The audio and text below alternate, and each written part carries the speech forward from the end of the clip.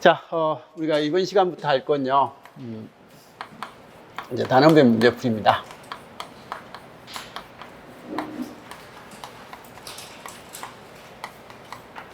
이 시간에 할 건요, 일단 오늘 하는 게 이제 회로 이론이죠, 그죠? 그래서 회로 이론 시작을 하고요.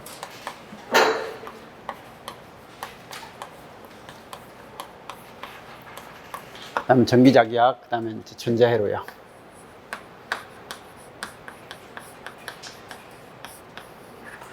통신은 뭐 했고, 그 다음에 제어 같은 경우에는 작년 뭐 동영상 좀 봐주셔야 될 부분 같고요. 그 다음에 일단 우리가 이 단원별 문제풀이에서 해야 될 건 이 세 가지 과목입니다. 그래서 일단 수업 시간은 월요일 날 지금 14시죠, 그죠? 그 다음에 수요일 날은 09시 30분이죠. 30분부터 합시다. 그래서 09시 30분부터 이건 18시 정도까지고요. 여기는 월요일은 뭐 저녁을 보통 안 먹고 하면 뭐 9시 반 뭐 이 정도 될 건데 안 먹고 해가지고요. 한 8시 정도까지 하는 걸로 합시다. 뭐 8시, 늦으면 8시 반 정도, 20시인가요?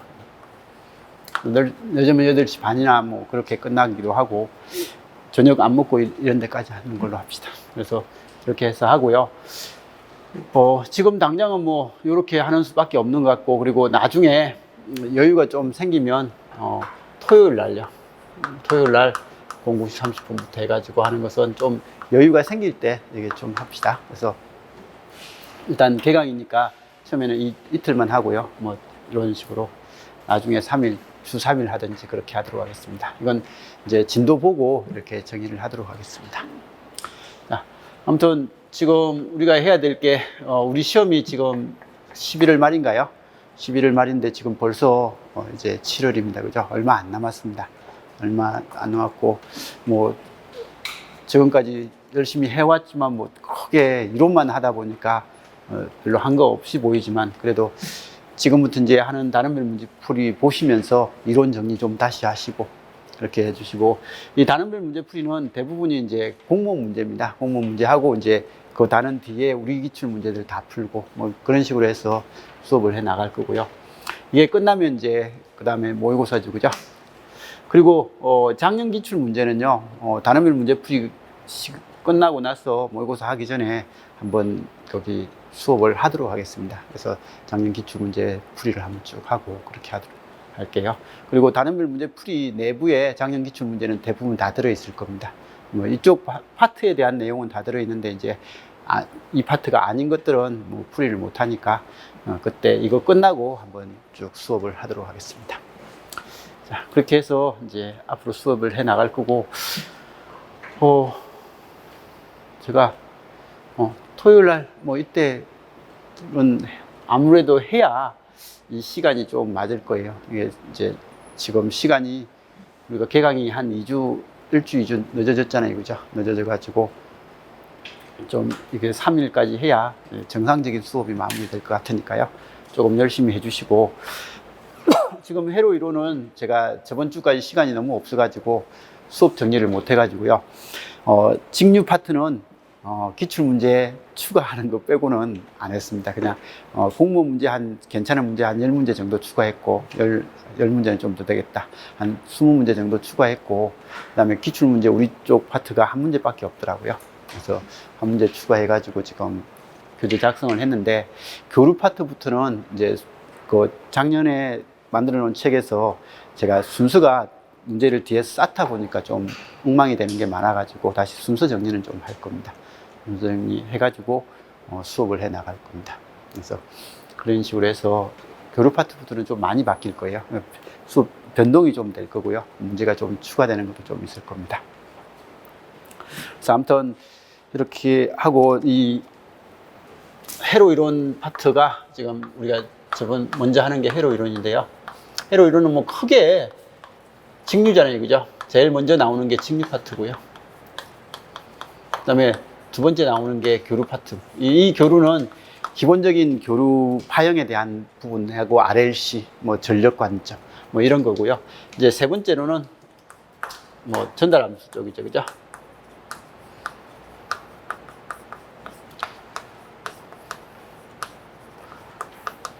흔들하면서 과도 현상에 관련된 것을 세 번째 파트로서 잡을 거고요. 네 번째 파트는 뭐 필터, 스포트. 이건 근데 많이는 안 나오니까 뭐 크게 신경을 안 써도 될 것 같고, 다섯 번째는 이제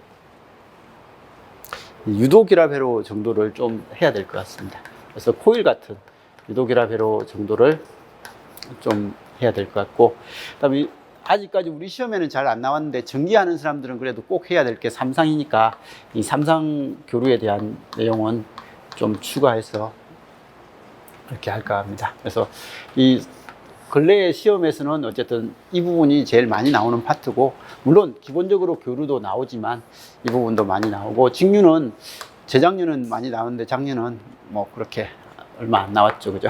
얼마 안 나왔고, 이런 부분들은 뭐 필요에 의해서 그냥 하는 것들이니까 기출에 많이 안 나왔더라도 그래도 열심히 해 놓으셔야 될 부분입니다. 물론 전기하는 사람들은 뭐 여기에 관련된 내용도 나오고, 여기 나오고, 이것도 이제 언급이 되잖아요. 그죠? 언급이 되니까 전기하는 사람들은 좀 열심히 해 주시고, 전자하는 사람들은 뭐 그래도 좀 덜 나오는 파트인 것 같습니다.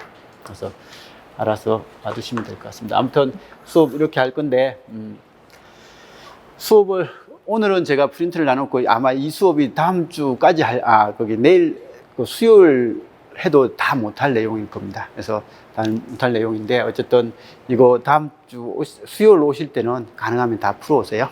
가능하면 다 풀어 오시고, 수업 시간에는 풀어 오는 게 일단 우선인 것 같습니다. 자기가 할 수 있는 데까지 문제를 다 풀어 오셔야 이제 수업을 들으면서 내가 풀어봤던 문제 생각하시면서 내가 푸는 방법은 이거였는데 이런 풀이도 있네라는 것도 확인할 수 있을 거고, 그리고 내가 하기가 힘들었던 부분이 이렇게도 접근을 할 수 있구나 라는 것들을 좀 빨리 깨우칠 수 있거든요.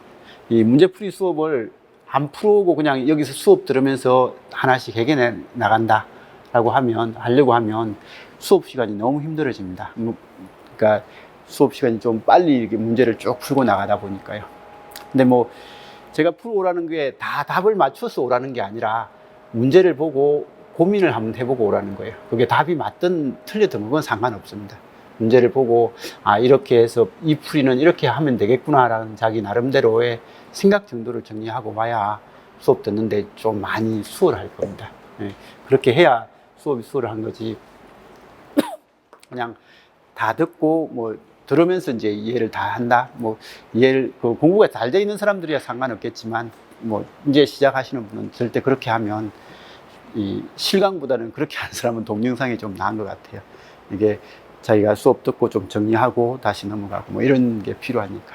근데 예습을 좀 해오셔야 실강이 좀 더 도움이 될 겁니다. 도움이 될 거니까 그렇게 좀 해주시고요. 그리고 코로나 때문에 위험하다고 하는데 이렇게 나와도 되나요? 아무튼 조심하세요. 왔다 갔다 하시면서요. 여기 있던 사람들도 몇 명 이제 동영상을 돌렸다고 아까 밑에서 말씀을 하시더라고요. 아무튼 코로나 시절이니까 좀 조심해서 생활하시기 바랍니다. 자, 그러면 수업 시작하겠습니다.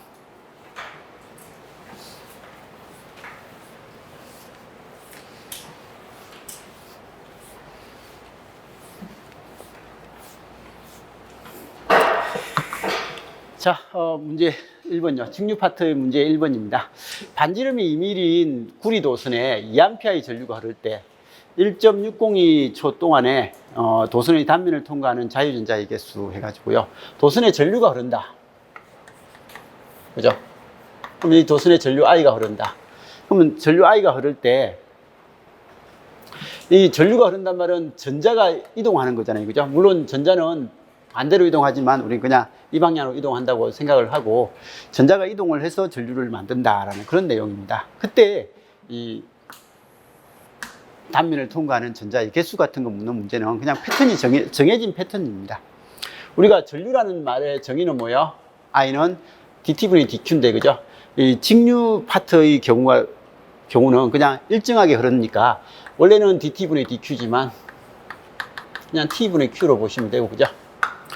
그리고 전하량이라는 것은 전자 하나의 전하량에다가 전자의 개수를 곱하면 그 시간 동안 흘러간 전체 전하량이 만들어집니다. 그래서 이 시간 동안 흘러간 전체 전하량이 얼마인지 알아야만 전류를 구할 거고, 그러면 전류를 구하려면 전하량을 알아야 되는데, 전하량은 전자 하나의 전하량에다가 전자의 개수를 곱하면 그게 통과한 총 전하량이 될 겁니다. 그죠?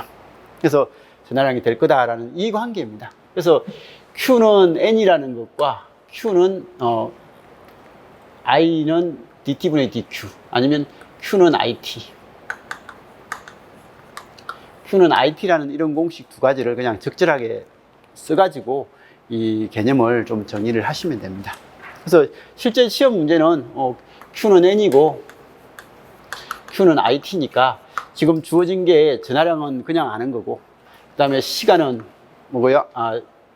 전류는 지금 이제 주어져 있죠. 그죠? 2A가 주어져 있고, 시간도 1.60이 주어져 있으니까, 여기서 N은 어떻게 하면 된다고요? 2분의 IT. 이렇게 해서 푸는 건 전기하는 사람들은 이렇게 풀어도 됩니다. 근데 전자하는 사람들은 이 풀이도 중요하지만 이것만큼 중요한 풀이가 또 따로 있습니다. 그냥 이것부터 풀고 할게요. 1.602 곱하기 10의 마이너스 19성. I가 2A, 시간이 1.602초 라고 하니까 이거 없어지고 2 곱하기 10의 9성기, 19성기, 이런 답이죠. 그죠?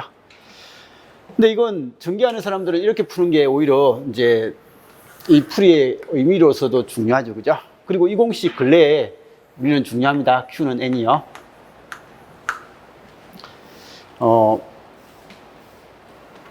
예전에 한 3년 전인가요? 3년 전에 그 공고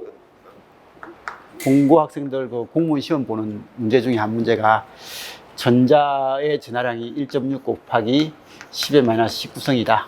이건 줬는지 안 줬는지 모르겠습니다. 이때 이 전자들이 모여가지고 만들 수 있는 전하량으로서 맞지 않는 것은 뭐냐?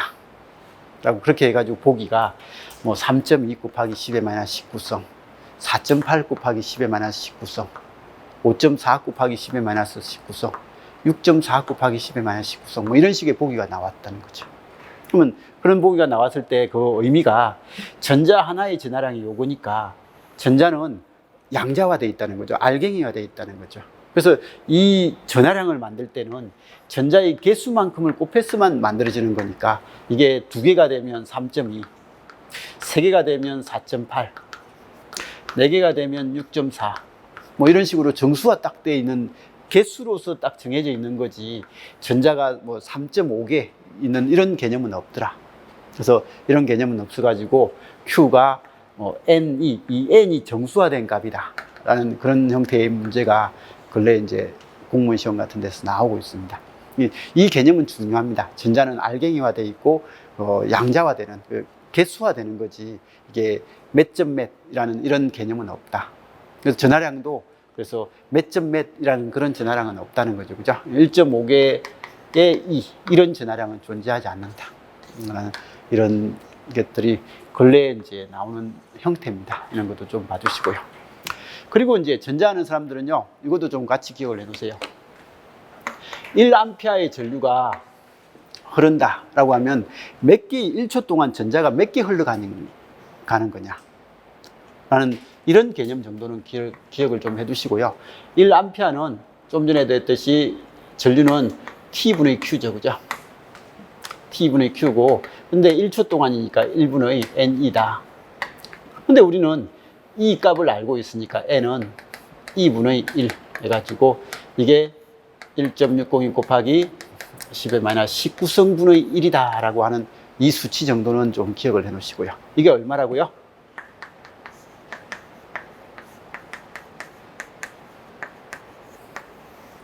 (6.24) 곱하기 10의 18성계다 라는 이 용어 정도는 암기를 해 놓으세요. 그러니까 1A의 전류가 흐르려면 1초 동안 전자가 몇 개 흘러가야 되냐 라고 하면 요만큼이다. 이걸 그냥 전자를 하는 사람들은 그냥 익혀 놓으세요. 이건 전자를 하는 입장에서는 이런 것들은 좀 자주 등장을 합니다. 전기에서는 1A가 큰 전류가 아니잖아요. 그죠?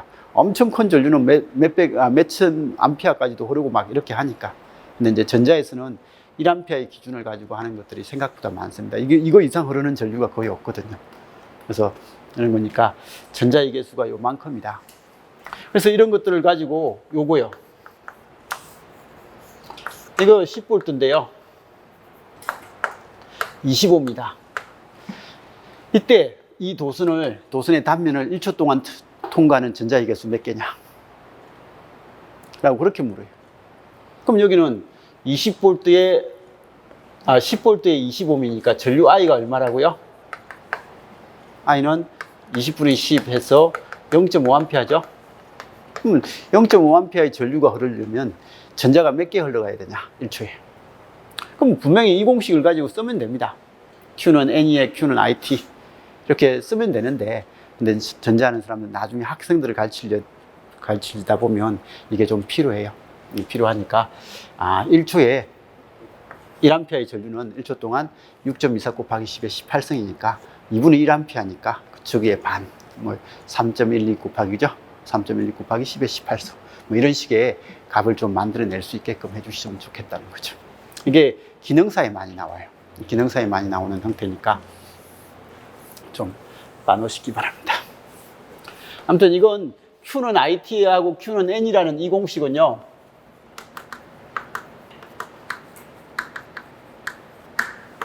이건 무조건 알아야 될 공식이죠, 그죠? 그래서 알아서 봐주시고요. 자, 2번입니다. 어떤 저항 R에 1분 동안 100V의 기전력을 가했을 때 1200쿨롱의 전하가 이동됐다. 이때 이 저항 R 값은 얼마인가?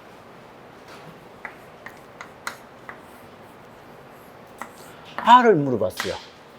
근데 100V가 있고요. 근데 시간 주어져 있고 전하량이 주어져 있어요. 시간하고 전하량이 R하고 무슨 상관이 있지? 라는 그런 것은 약간의 이제 의문이 좀 들잖아요. 그죠? 근데 이제 여기서 중요한 건 이 전하량은 좀 전에 여기서 이야기했듯이 전하량은 IT인 거예요. 직률대, 그죠? 그래서 지금 이제 IT고, 그러면 지금 이제 1200쿨롱이고요. I는 뭔지 모르겠지만 1분 동안입니다. 근데 이 시간은 초죠, 그죠? 그래서 1분 동안 1200쿨롱이 흘렀으니까 I는요, 60분의 1200 하니까 얼마요? 20A인가요? 그래서 I가 20A다 라는 그런 관계가 만들어졌다는 거죠, 그죠? 그래서 여기는 I가 20이다. 그러면 100V에 20A의 전류가 흐르니까 그다음 저항이 얼마냐? 라고 하니까 ohm의 법칙을 써서 5ohm이다. 이런 관계는 만들어지겠죠, 그죠? 그래서 이런 형태도 좀 봐주시고요. 그리고 이것도 좀 기억을 해 놓으시고요. 전류 I가 2T 플러스 2다.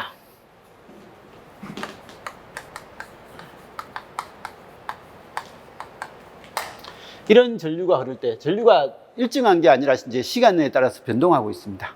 그래서 변동하는 전류가 흐를 때 시간이 0에서 60초 동안에 도선에 흘렀다면 이런 전류가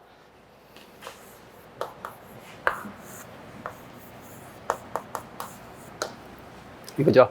그래서 이 전류 I가요, IT가 이렇게 된 값인데 어떤 도선에, 그죠? 도선에 이 전류가 지금 이제 흐르고 있다. 그러면 흐르고 있을 때 60초 동안요, T가 0에서 60초 동안에 이 도선을 통과한 총 전하량, 도선을 통과한 총 전하량이 얼만데? 라고 하니까 여기도 여전히 Q는 뭐야? IT예요. 근데 IT인데 Q는 IT라는 이 공식을 써가지고 Q를 구할 수 있는 경우는 하나밖에 없다고 했어요. 이렇게 해서 Q를 구할 수 있는 경우는요, I가 시간에 대해서 일정할 때예요. 지금 앞에서 문제를 풀 때는, 이 문제를 풀 때나 이 문제를 풀 때는요, I가 시간에 대해서 일정했거든요. 일정한 관점에서 접근을 했거든요. 근데 지금처럼 I가 시간에 따라서 변동할 때는 Q는 이 공식이 아니죠. Q 구하는 공식은 I 구하는 공식이 T분의 Q는 아니에요. 얘는 직류일 때만 유일하게 쓸 수 있는 거고, 그죠? 무조건 I는 dT분의 dQ예요. dQ니까, 그러면 이건 dQ는 뭐가 되고요? 이건 IT의 dT가 되고요. 그럼 양변 적분을 하면요. 적분을 하면 얘는 Q는 인테그랄 IT의 dT다. 이 개념이 기본 개념이잖아요. 그죠?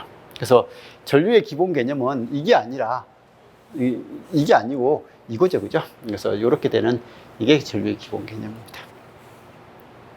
그래서 이렇게 되고, 그럼 이제 얘 같은 경우에는 2t 플러스 2. 0부터 60에 t 하니까 얘는 t제곱 플러스 2t가 0부터 60이다. 3600에다가 120 더하니까 3720입니다. 그죠? 그래서 이렇게 된다라는, 이것도 좀 봐주시고요. 그리고 이거요. 저 2번을 Q를 구하는 관계가 있다. 그럼 이렇게 됐을 때 2번은요, T가 있고 IT가 있을 때 2번은 전류가 50A가 흐른다. 아까 20A인가요? 20A가 흐른다. 근데 여기에 60초 동안, 1분 동안이니까 60초 동안에 흘러간 총 전하량이 얼마다고요? 여기 들어있는 면적이요. 면적이 1200인 거예요. 그죠? 그래서 60초 동안 균일하게 전류가 흘렀는데 그 들어간 전하량이 1200이니까 전류가 20이다 라는 걸 알은 거예요. Q는 IT라는 공식에서. 그죠? 그래서 이 들어가는 게 Q고 여기는 T고 여기는 I니까 Q는 IT. 근데 지금처럼 전류가 시간으로 바뀔 때는요, 시간에 따라서 바뀌고 있을 때, 그죠? 그럼 이게 지금 현재거든요. 이게 IT고요. T입니다. T가 될 때, 그럼 Q가 얼만데? 라고 하면, 역시 0에서 어디요? 0에서 60초가 여기라고 하면, 60초가 여기라고 하면, 이 안에 있는 면적. 이게 Q가 되는 거예요. 이 면적을 구할 때 IT의 DT잖아요. 그죠? 우리 적분하잖아요. 적분을 한다는 말이 이런 의미가 되는 거고, 그죠? 그래서 이런 형태가 되고, 그러면 이 면적이 얼만데? 라고 했을 때 2t 플러스 2니까 여기는 y절편은 2가 될 거고 t가 60으로 가면 122가 될 거예요. 뭐 수치가 안 맞아 보이지만 어쨌든 이렇게 되는 거죠. 그러면 얘 면적 얼만데? 라고 하면 우리 이런 사다리꼴형 면적은 얘 요만큼 올려주고 얘 요만큼 올려가지고, 그죠? 하고 이거 2가 되고요. 이 길이하고 똑같은 거 여기 하고 요거 122가 되니까 이 사각형 면적 얼마요? 2 더하기 122, 124 곱하기 60 나누기 2죠. 그죠? 나누기 2 해도 역시 똑같이 나오죠. 그죠? 그래서 똑같이 나오는데 이런 것들을 우리는 좀 잘 생각을 해놓고요. 나중에 학생들 가르칠 때, 고등학생들 가르칠 때는 뭐 적분을 제가 많이 들어서 압니다. 그냥 공부학생들 마이스트 가면 이런 것들이야 그냥 이렇게 가르치면 됩니다. 근데 그게 아니라 그냥 일반 그 특성화고 가면요, 이게 적분을 못하는 친구가 꽤 많다고 하니까 이런 개념이다라고 좀 일려줄 수 있는 정도도 좀 같이 좀 봐주시고요. 그래서 이렇게 좀 해석하는 연습을 좀 해두시기 바랍니다. 그래서 이 문제는 그냥 뭐 이걸 못 푼다는 건 아니고요. 지금 현재 1, 2, 3, 4번 다 이 관점이 주 관점이잖아요. 그죠? 전류에 대한 가장 기본 개념입니다. Q는 IT라는 이런 개념이 제일 기본 개념이니까 정리 좀 잘 해주시기 바라고요. 그럼 이제 이거는 알아서 푸세요. 어느 전기소자가 4t 플러스 2라는 이런 형태의 전류가 흐를 때요, 시간에 따른 전류가 이렇게 될 때 1에서 3초 사이에 전기소자의 한 단자로 유입되는 전하량. 자, 이건 수식으로 안 풀고 그림으로만 풀게요.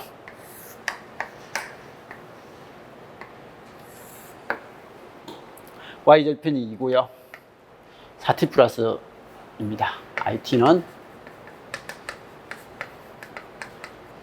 그러면 이때 t가 1초였어요. 이 기울기가 너무한데 어쨌든 기울기가 4가 되니까 이 값은 얼마요? 이게 1 집어넣으면 6이죠. 그 다음에 3초가 되면요, 3 집어넣으면 얘는 얼마가 되고요? 14인가요? 14다. 그러면 이렇게 됐을 때 요 면적 얼마인데?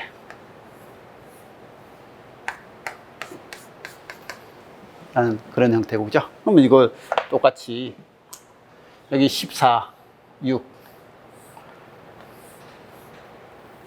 하면 이거 6이고요. 이거 14가 되니까 이거 20이네요. 그래서 20이고 2가 되니까 면적이 40인데 나누기 2 해서 답은 20, 그죠? 그래서 이런 식이 되더라라는 거, 이런 형태로 보고, 뭐 우리는 그냥 적분해서 풀면 되잖아요, 그죠? 그래서 4t 플러스 2에 1에서 3까지 뭐 이렇게 해서 적분해서 풀면 됩니다.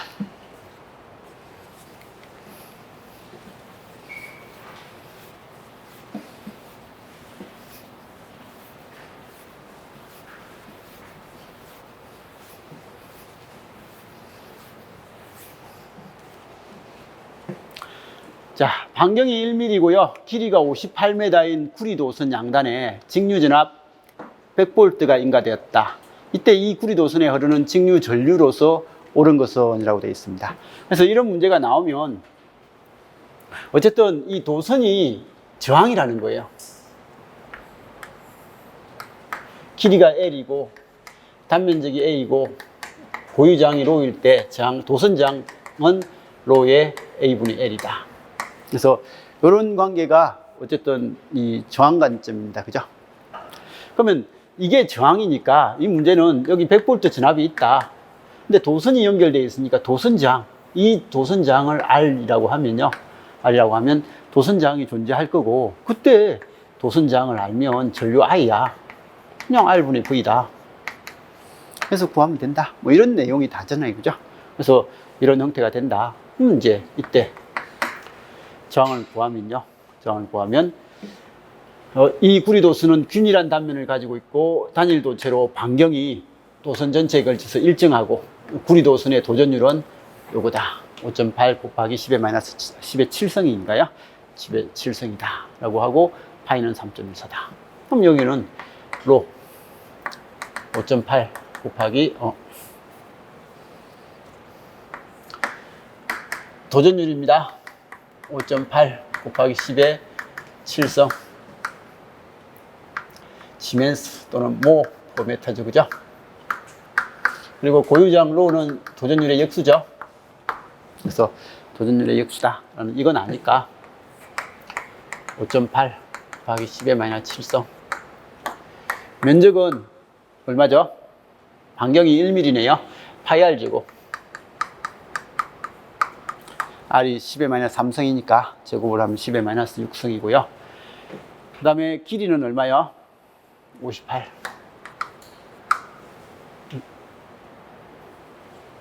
이런 형식이 됩니다. 그죠? 그래서 여기 58해지면 10의 6성이고요. 58 없어지고 10의 6성 마이너스 6성 하니까 이건 파이분의 1. 3.14분의 1 뭐 그런 건 의미 없습니다. 그죠? 그래서 이렇게 되고, 그럼 얘는 파이분의 1분의 100이니까 100파이. 100파이니까 314라는 그런 형태의 전류가 흐를 거다. 이런 것들은 알아서 봐주시고, 그죠?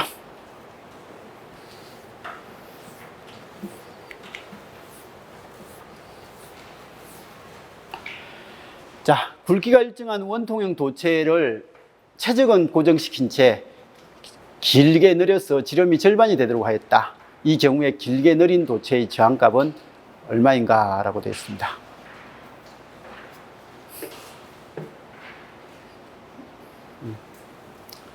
자, 이거 우리 예전에 한번 했는지 모르겠습니다. 이론하면서 했는지 모르겠지만 좀 전에 저 문제죠.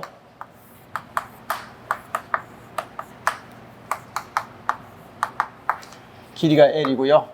고유저항이 로인 이런 도선, 좀 전에 했듯이 R은 로의 A분의 L이다. 그러면 이건 초기값이라고 하고 R0라고 이렇게 정의를 합시다. 그러면 이런 도선이 있을 때 조건이, 첫 번째는 조건은 L을 L-가 2L0가 되면 R-는. 두 번째는요, A-가 3A0, R-는. 세 번째는 L-가 3L0, A-는 2분의 A0가 됐을 때 R-는. 그죠? 그리고 네 번째는 반지름이 R-가 2분의 R0 이렇게 됐을 때 R-는. 다섯 번째는 직경 D-가 3분의 D0, 직경이 3분의 1로 감소했다. 그러면 R-는. 그럼 여섯 번째는 뭐 더 이상 의미 없죠, 그죠? 같은 유형의 문제입니다. 자, 이렇게 했을 때 그냥 이런 노선이 있을 때 다른 조건은 여기서 말하지 않는 다른 조건은 다 일정하면서 얘만 길이만 바뀌었다, 면적만 바뀌었다, 길이가 바뀌고 면적도 같이 바뀌었다, 그 다음에 반지름이 바뀌었다, 그죠? 반지름이 바뀌었다, 직경이 바뀌었다. 그러면 저항은 어떻게 바뀌는데? 라는 그런 질문들입니다. 그래서 이런 질문이 나오는 게 첫 번째 유형이죠. 이쪽에서 나오는 첫 번째 유형은 이런 류의 문제입니다.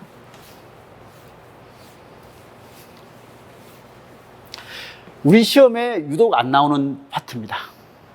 근데 뭐 이제 2점짜리 문제도 있고 하니까 언젠가는 한번 언급이 될 겁니다. 근데 공무원 시험 문제나 기능사 시험 문제에서는 엄청나게 많이 언급되고 있는 내용입니다. 내용이니까 알아서 한번 봐두시고요. 그래서 우리 시험에 안 나오니까 제가 말을 좀 안 했던 느낌도 있고요. 자, 이건요, 여기는 다른 조건은 안 바뀌면서 길이만 바뀌었어요. 길이가 2배가 됐으니까 R-는요 로제로, 이건 안 바뀌었고 A0도 A-도 안 바뀌었습니다. 근데 L만요, 이거 그냥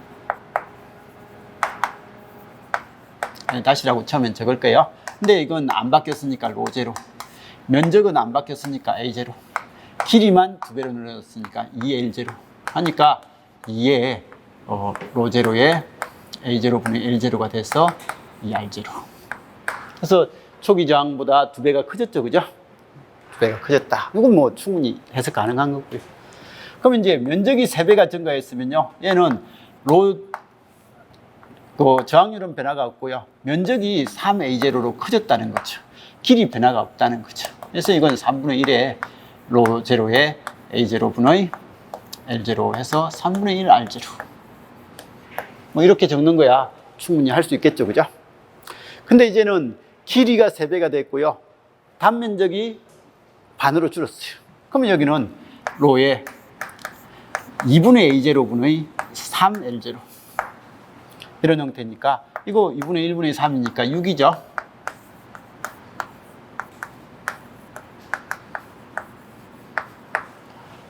여섯 배의 R0다, 그죠? 근데 반지름이 반으로 줄었어요. 반지름이 반으로 줄면요, 바로 풀 수 있는 게 아니라, 여기는 반지름이 있는 게 아니라 면적이 있으니까 이건 파이 R 제곱이다. 파이 R 제곱이니까 이게 반지름이 반으로 주면 면적은요, 면적은 A-는 파이의 2분의 R의 제곱이니까 면적은 A-는 4분의 1이 되죠, 그죠? 면적이 4분의 A0가 되니까, 그러면 저항은 얼마가 된다고요? 이건 계산 안 하겠습니다. 4R0가 되겠죠, 그죠? 자, 직경이 3분의 1이 되면요, 직경이 3분의 1이 되면 반지름은 얼마가 되죠? 몇 분의 1이 되죠? 간혹 직경이 3분의 1이 되면, 우리 공무원 학생들 중에서 많이 틀리는 경우가, 직경이 반으로 줄면 반지름은 4분의 1이 된다라고 생각하는 사람이 있는데, 반지름도 역시 3분의 1, 반이죠, 그죠? 직경이 3분의 1이면 반지름도 3분의 1이에요. 반지름도 3분의 1이니까 이게 면적은요, 3분의 1의 제곱이니까 9분의 1이 됩니다. 그래서 여기는 A-가 9분의 A0가 되고요.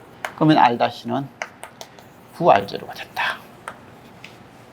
뭐 이런 거 정도까지는 이제 충분하잖아요, 그죠? 이런 조건 하나에다가 그다음 두 번째 조건이 또 있어요.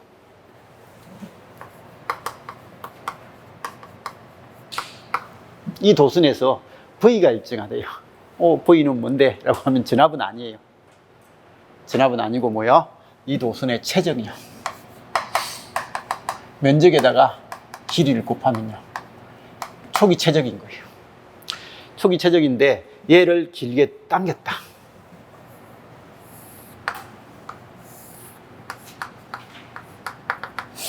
이런 모양이 되겠죠. 그러면 이건 분명히 면적 바뀌어요. 길이 바뀝니다. 길이 바뀌는데 뭐는 바뀌지 않더라고요. 이 최적은 안 바뀌더라는 거죠. 이게 얘 최적과 얘 최적은 균일하더라.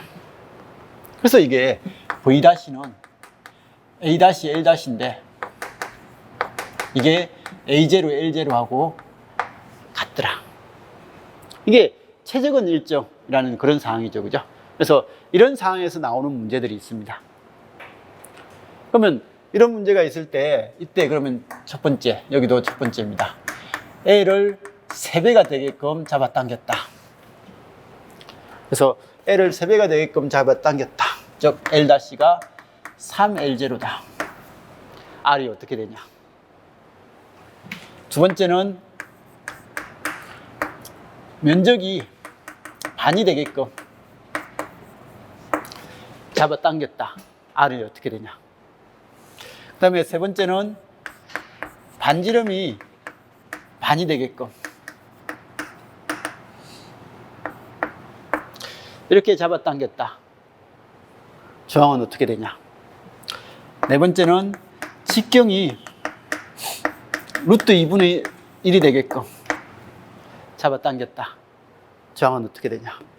뭐 이런 류의 문제가 나온다는 거예요. 근데 이런 문제는 이렇게 푸는 게 아니죠. 근데 이걸로 끝내는 게 아니라 무조건 길이가 3배가 커졌네. 그러면 이게 길이가 3L0가 됐네. 그러면 얘하고 얘가 같아야 되니까 단면적은 얼마가 돼야 된다고요? 3분의 A0가 돼야 되겠구나 라는 걸 먼저 생각을 해야죠. 그죠? 최적이 일정이라는 조건이 있습니다. 그래서 이건 A-가 3분의 A0겠구나 라고 되고, 그죠? 그러면 이게 되면 R-는 얼마라고요? R-는 로에, 이건 면적은 3분의 1이고 길이는 3배니까 얘는 9R0가 될 거다. 이렇게 푸는 거죠. 그죠? 그래서 이런 류의 문제. 그 다음에 면적이 2분의 1이니까 이건 2분의 1이니까 길이는 2배가 될 겁니다. L-는 2L0가 될 거고, 그러면 R-는 역시 로에 2분의 A0분의 2L0가 돼서 4L0가 될 겁니다. 반지름이 2분의 1이 되면, 좀 전에 여기서 해봤잖아요. 그죠? 반지름이 2분의 1이 되면 면적은요 4분의 1이 되고, 그래서 여기는 A-가 4분의 A0가 되고, 그러면 L-는 4L0가 될 거다. 이렇게 되니까 R-는 뭐가 된다고요? 이건 4분의 1분의 4가 돼서 16R0가 된다. 그 다음에 직경이 루트 2분의 1이 되면요, 면적은 파이 R 제곱이면서, 그죠? 파이에 2분의 D의 제곱이잖아요. 그래서 이런 형식이 되니까 직경이 루트 2분의 1이 되면, 제곱이 되면 면적은 얼마가 된다고요? 2분의 1이 된다.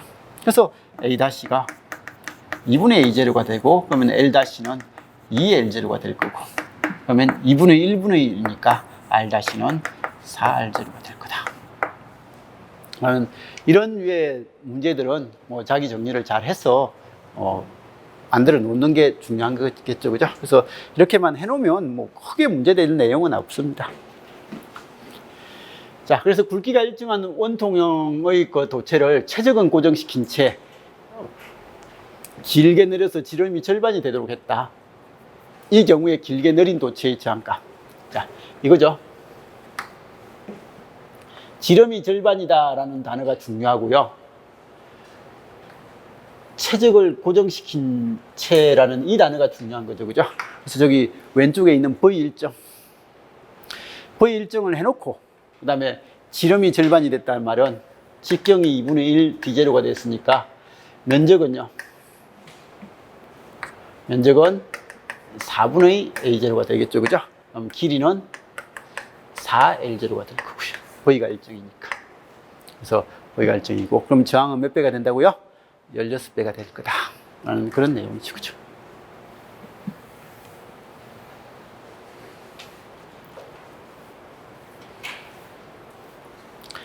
자, 20V를 인가했을 때 400W를 소비하는, 여기까지가 우리 시험에서 많이 등장하는 패턴입니다. 20V 400W 전격이죠. 그죠?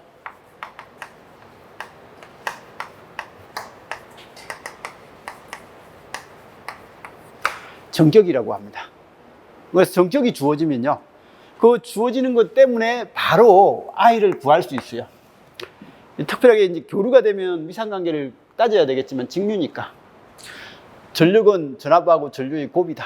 그럼 400을 만들려면요 20에서 20 하면 될 거다. 그리고 저항은요, 저항은 전류분의 전압이다. 그래서 전류분의 전압이니까 20분의 20이다. 사실 여기에 1옴이라고 주고 싶었는데요, 1옴 저항이 있다 이렇게 주고 싶었는데, 1옴 저항이 있다라고 하면 너무 문제가 맹맹하잖아요. 그죠? 그래서 맹맹하니까 그냥 전격을 이렇게 준 거예요. 그래서 전격을 주고 그걸 1옴을 빨리 찾아라 라는 그런 문제입니다. 그래서 1옴 저항이 있다, 이때 굵기가 일정한 원통형 도체입니다.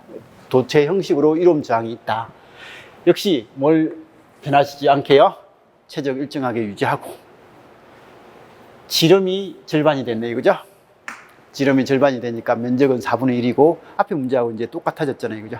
면적은 4분의 1이고, 그럼 길이는 4배가 됐을 거예요. 최적이 일정하니까. 그래서 면적 4분의 1, 길이 4배. 그러니까 저항은 16배가 되겠죠? 16배로 될 겁니다. 이렇게 되게 일정한 굵기로 잡아 늘렸을 때 변형된 도체의 저항값은 얼마냐? 라고 하니까 16옴이 될 거다. 라는 그런 내용이죠. 그죠? 그리고 이거 앞으로 수없이 나옵니다. 이런 류의 내용요. 전격이 딱 주어지면 거기서 전압하고 전력이 주어지면 전류하고 저항까지 먼저 미리 생각해 놓는 거. 이런 게 이제 우리가 회로를 볼 때 하나의 해석법 중에 하나입니다. 전격 1000V의 전열기에 전격 전압의 80%만을 인가하게 되면 전열기에 소비되는 전력은, 뭐 이건 그냥 알아서 보시면 되죠. 그죠? 전격이 P가 1000W다. 근데 그 1000W가 형성되는 게 IV일 수도 있고, I제곱 R일 수도 있고, R분의 V제곱일 수도 있잖아요. 그죠? 그래서 이런 전격을 유지하고 있을 때, 라고 하면 이것만 유지되는 게 아니라 전격을 유지한단 말은 V를 유지하는 거고, 그러면 P가 유지된단 말은 I가 유지되고, 그리고 무엇보다도 R이 유지가 되는 거예요. 그래서 이게 전격 상태인 거예요. 그래서 전격 상태는 요게 전격이라는 거예요. 이 R이 전격 저항이 있고 전격 전압이 존재할 때인 거예요. 그때 이제 이까지가 전격입니다. 전격이고, 이때 전격 전압의 80%만을 인가한단 말은 얘를 바꾼다는 거지, 얘는 고정되어 있는 거예요. 그래서 회로에서 얘는 더 이상 변동이 없는 거예요. 저항은 전격 전압을 바꾼다고 해서 변동되는 그런 항목이 아니거든요. 그래서 R은 고정되어 있다. 그런 상황이 돼야만 이제 되는 거고, 그러면 여기서는 이 공식을 가지고 그냥 풀면 되는 거죠. 그죠? 그래서 이게 R분의 V제곱, V0의 제곱이 100W다, 1000W다. 그러면 여기는 R분의 0.8V, 전격의 80%니까 0.8V 제곱을 하면 얘는 0.64인가요? 64 곱하기 R분의 V제곱이 되니까 이게 1000W니까 1000 곱하기 0.64. 그래서 640이다. 이런 단어가 나오겠죠. 그죠? 그래서 이런 문제를, 문장을 읽는 연습을 좀 해주세요. 그리고 이런 쉬운 문제를 제가 좀 많이 놔뒀어요. 많이 좀 풀어보게끔요. 근데 이 쉬운 문제를 풀 때 그냥 문제에서 수치만 가지고 뚝딱뚝딱 하는 게 아니라 머릿속으로 이걸 그리는 연습을 해주셔야 됩니다. 그래서 우리가 시험 문제를 봤을 때 내가 아는 문제가 시험에 나오면 참 좋죠. 그냥 풀면 되니까. 근데 내가 문제를 딱 봤을 때 평상시에 익숙하지 않는 문제가 나와요. 특히 우리 시험 같은 경우는. 근데 그렇게 나오면 그 나온 문제를 분석해서 읽고 분석해서 이렇게 그림으로 그리는 연습이 좀 돼 있는 사람들은요, 그냥 한번 그려보는 거예요. 그 상황에 맞는 걸 조건을 한번 이렇게 만들어 보는 거죠. 만들어 보면 문제가 풀리는 사람 풀립니다, 대부분. 근데 이 그림을 그리는 연습이 안 돼 있는 사람들은요, 새로운 문제가 나오면 그게 안 풀려요. 내가 모르는 문제로 그냥 끝납니다. 끝나니까 이게 새로운 문제가 나와도 조금 풀어내려면 이게 분석하는 연습을 좀 많이 해주셔야 되고, 쉬운 걸 때 잘 해놓는 게 좀 중요한 것 같아요. 어려운 것들은 뭐 힘든 건 당연한 거니까. 네, 쉬운 걸 연습을 많이 해놓으면 어려운 것들이 나왔을 때 조금은 더 도움이 될 겁니다. 연습을 좀 많이 하세요. 그림 그리는 연습요. 제가 문제 읽고 항상 그림을 그려보려고 노력을 하거든요, 수업하면서도. 그러니까 그걸 그냥 따라서 처음에 좀 해보시다가 이제 혼자서 계속 해보시는 그런 연습을 해주세요. 도체의 전기저항 R과 고유저항 Rho, 단면적 A, 길이 L 관계에 대한 설명이다. 옳은 것만을 골라라. 그럼 좀 전에 R은 Rho의 A분의 L이겠죠, 그죠?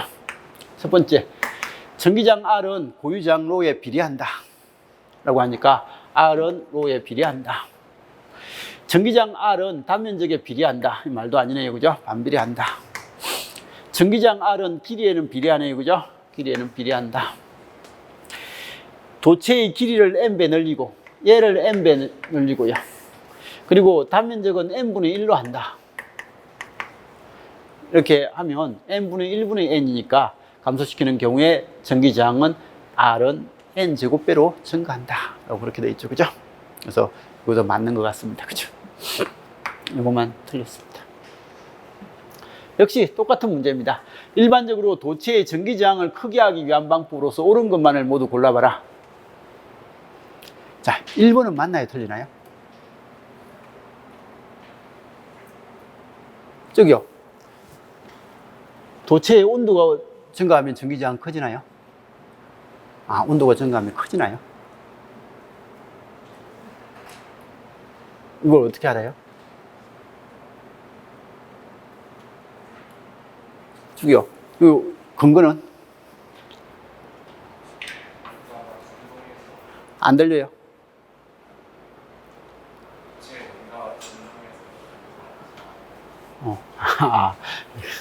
반도체 수업 들었나요? 자, 그 반도체 수업 관점이 아니라 우리가 알고 있는 상식으로 도체 저항은 온도가 증가하면 어떻게 되는데요? 라고 했을 때 그 도체 저항 RT, T도시의 저항은 RT0, T0일 때의 저항에다가 이거 뭐하죠? 1 플러스 알파인가요?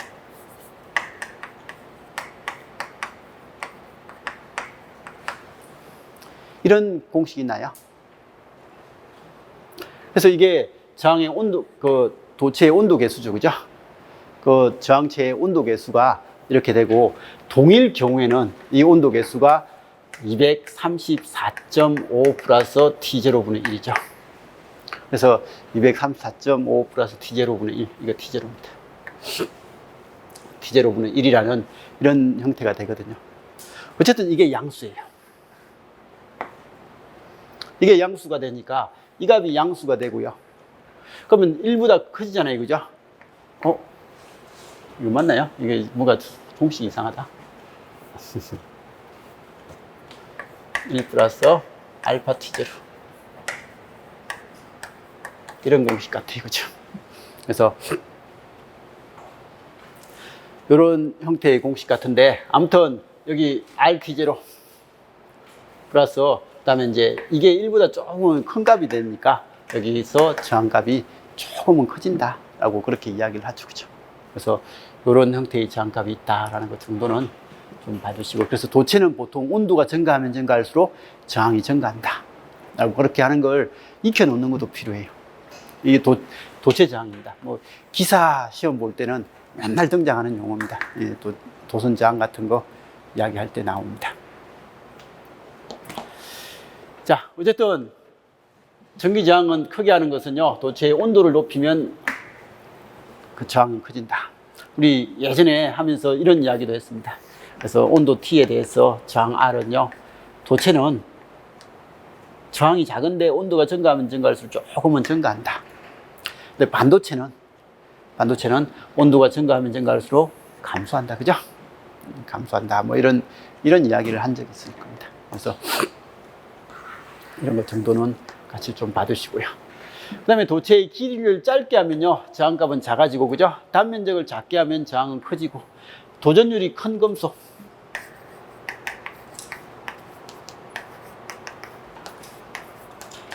도전율은 이거죠, 그죠? 그래서 도전율이 큰 금속을 사용을 하면 저항은 감소한다.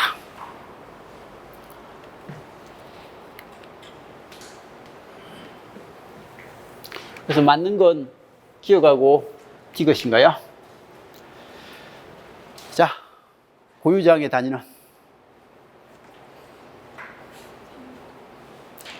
3번인가요? 맞나요? 이건 고유저항의 단위가 뭔데요? 라고 했을 때 3번을 이야기하는 사람은요, 전기하는 사람들. 전자하는 사람들은 고유저항의 단위가 뭐예요? 라고 하면 옴메타.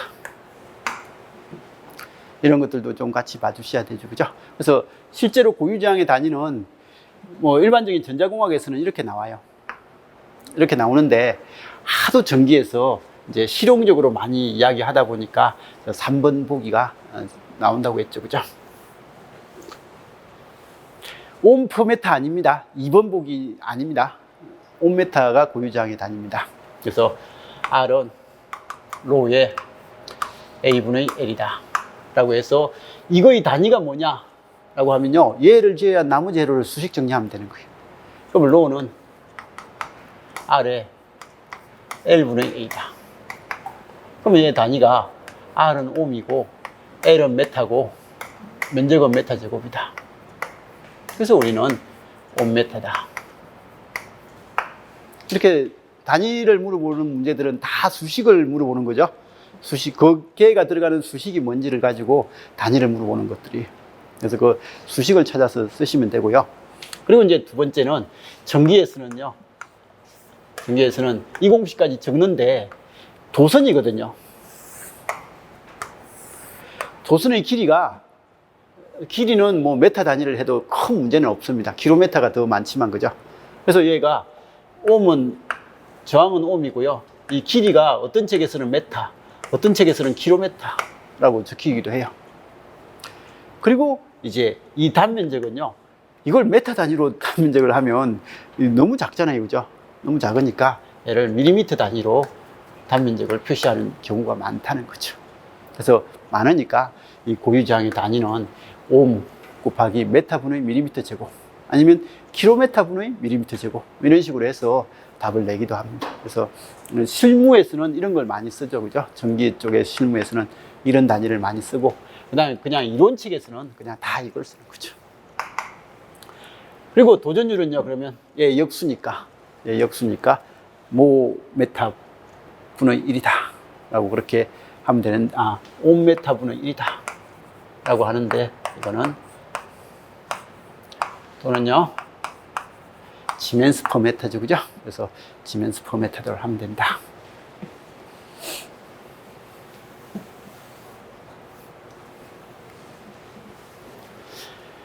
자, 회로 해석에 대한 설명으로서 옳지 않은 것은 뭐냐? 저기요, 답이 뭐든가요?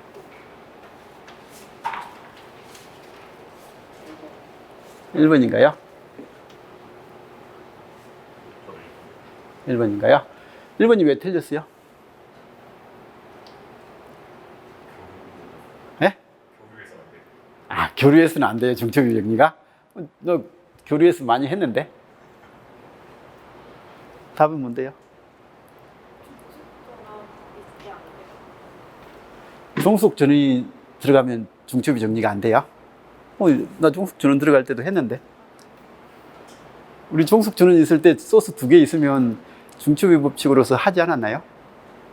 했던 것 같은데. 이게 중첩유 회로는 모든 회로에 적용된다. 모든 회로, 이 모든 회로가 선형 회로죠, 그죠? 선형 회로에 적용된다라고 그렇게 돼야 되는 거예요. 모든 회로라는 말은 좀 그렇고요. 선형 회로에 적용된다라는 그런 형태가 돼야 되고요. 이건 모든이란 단어가 좀 불안하죠, 그죠? 객관식 시험 문제니까. 자, 한 회로에서 태분한 등가 회로의 등가 저항은 노턴 등가 회로의 등가 저항하고 같죠? 우리 이제부터 할 거잖아요, 그죠? 태분한 등가 저항. VTH, RTH. 노턴 등가 저항. IN, RN. 그런데 이 값하고 이 값은 같은 값이죠? 같은 값이다. 그 다음에 한 회로 내에 임의의 마디에서 나가는 전류의 합은 그 마디로 들어오는 전류의 합과 같다. 이건 KCL이죠? 노드에서 KCL 적용된다. 한 회로에서 부하 저항이 그 회로의 태분한 등가 저항과 같을 때 이 부하 저항에는 최대 전력을 전달한다. 우리 최대 전력 전달 조건. 이거 많이 나옵니다. 그래서 중처의 원리는요, 일단 선형 시스템에서만 적용됩니다. 선형 회로에서만 적용되는 거지 비선형 회로에서는 적용되지 않는다라는 그런 내용이죠. 그죠? 그걸 그냥 말로서 이야기를 한 겁니다. 자, 전기회로 소자에 대한 설명이다. 가장 옳은 것은 뭐냐? 이건 답이 뭐든가요? 여기요? 여기요? 답이 뭐든가요? 1번이든가요? 여기는요?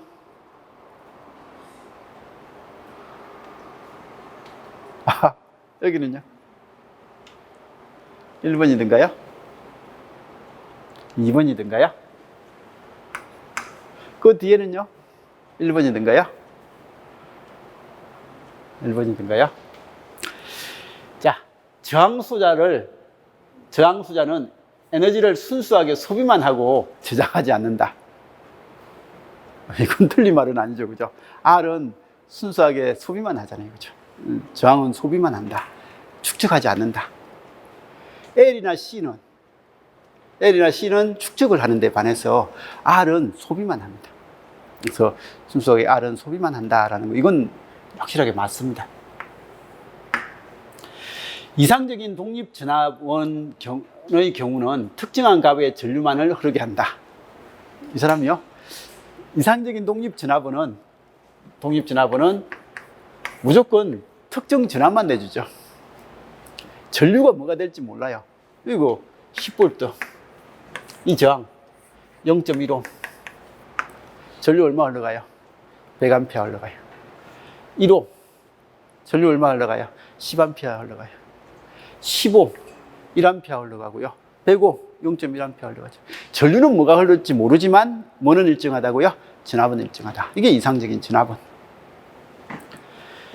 인덕터 소자로 흐르는 전류는 소자 양단에 걸리는 전압의 변화율에 비례한다. 이건 지금은 아닌데 나중에 할 건데, 그죠? 코일이 있을 때, 콘덴서 있을 때, 여기 IC, VC 하면 IC는 CDT분의 DVC, 얘는 IL, VL, VL은 LDT분의 이거죠. 그래서 이걸 암기하고 있는 사람, 알고 있는 사람들은요, 이게 말로서 되어 있어요. 인덕터 소자에 흐르는 전류는 소자 양단에 걸리는 전압의 변화율에 비례한다. 자, 이거 말로서 표현하면요, 커패시터에 들어오는 전류의 크기는 소자 양단에 걸리는 전압의 시간적인 변화율에 비례한다. 이걸 말로서 표현하면요, 인덕터의 양단에 걸리는 전압의 크기는 인덕터에 들어오는 전류의 시간적인 변화율에 비례한다. 그래서 얘를 말로서 표현하는 거죠, 그죠? 그래서 얘하고 얘를 말로서 표현하는 건데, 지금은 이게 인덕터 소자에 흐르는 전류가 아니라 얘가 뭘로 바뀌면요, 커패시턴스 소자 C에 소자에 흐르는 전류는 이 소자 양단에 걸리는 전압의 변화율에 비례해서 흐른다라고 하는, 이게 돼야 되겠죠, 그죠? 그래서 이걸로 바꿔야지 이거하고 이걸 이제 말로서 표현하는 연습을 좀 해봐라 라는 그런 거입니다. 자, 저항수자에 흐르는 전류는 전압에 비례한다. 그러니까 I는 R분의 V죠. V에 비례하죠. 그죠? 안 비례하는 게 아니고. 그죠? 그래서 답은 1번만 맞죠?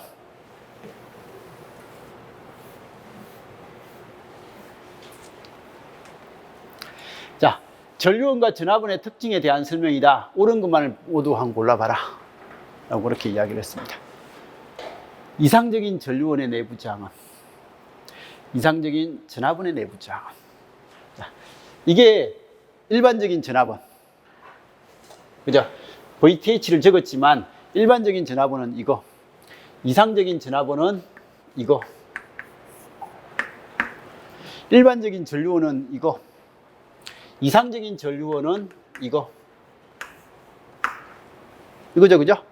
그래서 이런 형태가 되고, 그러면 이게 일반적인 전압원인데 이상적인 되려면 여기가 탈락됐어요. 탈락됐단 말은 저항이 0이 됐다는 거죠. 0이 됐으니까 이 저항이 0이면요, 즉 전압원의 내부 저항이 0인 게 이상적인 전압원의 조건이고, 그죠? 그 다음에 이게 일반적인 전류원이고 이상적인 전류원이 이게 됐단 말은, 여기서 이게 됐단 말은 얘가 끊어진 거예요. 이게 끊어졌으니까 내부 저항이 뭐가 되는 거예요? 무한대가 되면 이상적인 전류원이 된다. 그래서 이상적인 전류원의 내부 저항이 무한대, 이상적인 전압원은 내부 저항이 0. 이런 관계 정도는 좀 잘 기억을 해 두시기 바라고요. 그죠? 그래서 이상적인 전류원의 내부 저항은 무한대, 이상적인 전압원의 내부 저항은 0. 실제적인 전류원의 내부 저항은요, 실제적인 전류원의 내부 저항은 저항과 어떤 연결을 한다고요? 이 전류원과 저항은 서로 병렬 연결을 하고, 그죠? 병렬 연결로 접속해서 표현을 하고, 전압원은요, 전압원은 저항과 직렬 연결로서 이렇게 표시한다. 그래서 전류원의 내부 저항은 전원과 직렬 접속이 아니라 병렬 접속으로 변환해서 이렇게 표현을 하고, 그리고 실제적인 전압원의 내부 저항은 전원과 직렬 접속으로 변환해서 이렇게 한다. 라고 그렇게 하니까, 자, 그래서 이런 문제는요, 이건 외우는 게 아니죠. 얘는 무조건 알아야 되는 거죠. 이런 것들은 진짜 무조건 알아야 되는 거예요. 우리 기출에도 이런 유형이 나왔잖아요. 그죠? 예전에 0과 무한대를 적는 이런 문제들이 나왔는데, 이건요, 우리 태분한 등가를 아는데 이상적인 전압원에 대한 것을 표시를 못한다? 뭐 이런 것, 전압원의 표시하고 태분한 등가는 똑같고, 전류원 등가하고 노턴 등가는 똑같잖아요. 그죠? 그리고 이상적일 때는 어떻게 표현하더라? 이런 것 정도는 그냥 생각을 할 수 있어야 되는 거예요. 이건 무조건 알아야 되는 거예요. 여기 노량진이죠. 이거 그냥 알잖아요. 이것도 그냥 알아야 되는 거예요. 전압원 하면 이 그림, 전류원 하면 이 그림. 이건 무조건 계속 표현을 하면서 익혀 놓으셔야 됩니다.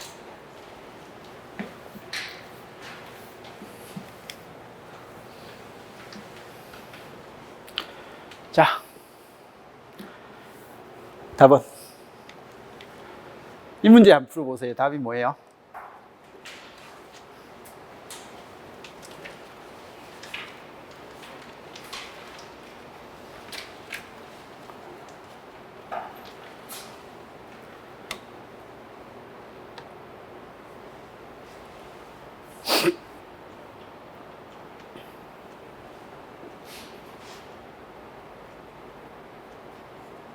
일단 답은 쉬워요. 그죠? 답은 쉬운데, 이 옳은 것은이라고 할 걸 잘못했어요. 그죠? 그래, 옳은 것은 해도 답은 쉽고, 몇 개가 맞냐? 라고 그렇게 했어야 좀 답을 내기가 고민을 좀 할 수 있는 형태입니다. 자, 이런 회로에 마디 몇 개죠? 라고 한 마디는 기준 마디, 그리고 아는 마디, 미지수 마디, 아는 마디. 어쨌든 마디는 몇 개라고요? 3개, 4개네요. 그죠? 이 중에 필수 마디는 하나밖에 없고, 그죠? 기준 마디에 필수 마디 하나. 여기. 그래서, 다른 거. 루프는 3개인가요? 루프는 이거 하나, 이거 하나, 요거 하나. 루프는 어쨌든 시점과 종점이 중복으로 통과하지 않고 시점과 종점이 같으면 루프죠. 근데 메시는 몇 개예요? 메시는 이거 하나, 이거 하나. 두 개밖에 없죠, 그죠? 메시는 두 개인데 루프는 세 개입니다. 그래서 루프하고 메시가 어떻게 다른데요? 라고 하면 메시는 그 루프 안에 또 다른 루프가 존재하지 않는 루프만 메시라고 그렇게 부른다. 근데 얘는요, 루프는 맞는데 이 안에 다른 루프가 이렇게 존재하면 이건 메시라고 하면 안 되고 얘는 루프라고만 하는 거고 얘는 이제 메시라고 할 수 있는 거다. 자, 키로요프의 진압법칙에 의해서 하면요, 여기는 V1 이렇게 돌려놨네요. 이건 진압 상승의 방향이네요, 그죠? 그래서 이렇게 돌려갖고 VR1, 그 다음에 이거 VR3겠죠? VR3, V2 이렇게 루프를 돌렸네요. 근데 지금 적혀 있는 게 진압 상승의 방향입니다. 상승의 방향이니까 커지면 플러스 V1. 그 다음에 얘는 저항을 통과하면 커질 수가 없어요. 전류가 흐르면 무조건 전류 결대로 흐르면 무조건 반대니까 IR1, IR1에 R1이라고 합시다. R1. 이걸 VR1이라고 했고, 그죠? 그리고 여기는 IR3. VR3인데, 여기에 전압 강화가 일어나죠? 강화가 일어나니까 이렇게 되고, 이게 VR3고요. 전압이 강화됩니다. 그리고 여기도 전압이 상승돼요, 강화돼요? 여기도 강화되죠, 그죠? 강화되니까 마이너스 V2는 여기다. 라고 이렇게. 이건 전압 강화의 방향에, 전압 상승의 방향을 기준으로 해서 이렇게 했고요. 그럼 전압 강화의 방향을 기준으로 잡으면요, 여기는 전압이 상승이 되거든요. 마이너스 V1. 여기에 전압 강화가 되니까 이건 IR1에 R1. 여기도 전압 강화가 되니까 IR3에 R3. 그 다음에 여기도 전압 강화가 되니까 플러스 V2는 입니다. 뭐 이렇게 적어도 상관없고, 그죠? 자, 키로요프의 전류 법칙에 의해서 하면 여기에는 유입되는 전류는 유출되는 전류의 합과 같다. IR1은 IR2하고 IR3하고 같다. 이런 법칙 하나. 그리고 총 유입되는 전류의 총 합은 0이다. IR1 마이너스 IR2 마이너스 IR3도 0이다. 또는 총 유출되는 전류의 합은 0이다. 라고 하면 마이너스 IR1 플러스 IR2 플러스 IR3는 0이다. 뭐 이렇게 세 종류 중에서 뭘 쓰든 상관없잖아요, 그죠? 그래서 자기가 쓰기 편한 거 사용을 하시면 되겠죠, 그죠? 근데 이건 지금 방향이 좀 잘못됐죠, 그죠? 하나가. 그래서 요걸 쓰든지 요걸 쓰든지 요걸 써서 알아서 맞추시면 됩니다.